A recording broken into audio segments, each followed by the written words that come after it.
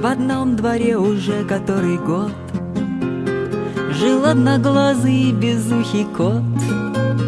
К тому же у него был сломан хвост и лапа от бедра наперекос. Ходил, как бы подпрыгивая кот, и кличка у него была Урод. Всем детям, что играли во дворе, кота касаться строгий был запрет.